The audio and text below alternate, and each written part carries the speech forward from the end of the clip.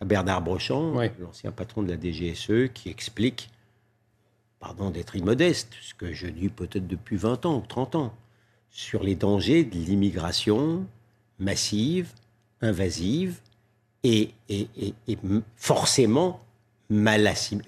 On ne parle même plus de mal assimilée, mal intégrée. Et c'est normal, puisqu'il y en a tellement. Et alors, l'argument de dire, bah oui, mais qu'il y a 10% d'étrangers, pardon, il est irrecevable.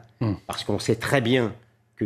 Et ça montre justement la faillite de l'intégration.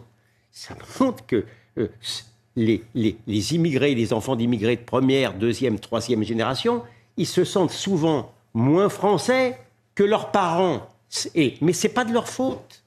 C'est pas de leur faute, c'est parce que vous avez eu des gens qui leur ont mis dans la tête que les Français étaient des sales-beaufs racistes. Ce sont eux. Et alors, ce qui est merveilleux, l'angle identitaire, il est interdit quand il s'agit des Français de vieilles souches qui se plaignent. Eux n'ont pas le droit de parler d'angle identitaire. Par contre, du côté de l'extrême gauche ou de la presse convenue, ah ça, on n'a pas... Le Monde fait un éditorial en traçant le parallèle avec l'affaire Floyd et les Black Lives Matter.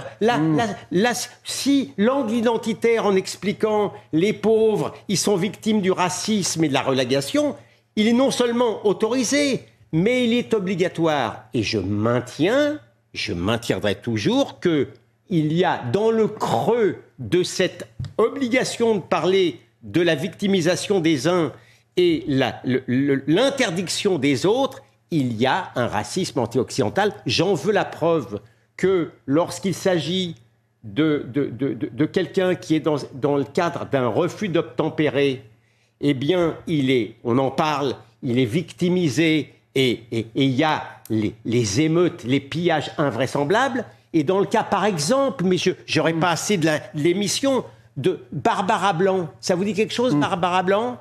Non mais pourquoi ? Je termine. Oui. Barbara Blanc, Ça serait bien.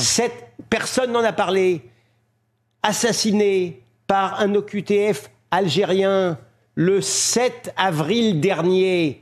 Pas un mot. Cette différence de traitement entre les uns et les autres, s'il n'y a pas du racisme là-dedans, c'est que j'ai un problème de vocabulaire, moi.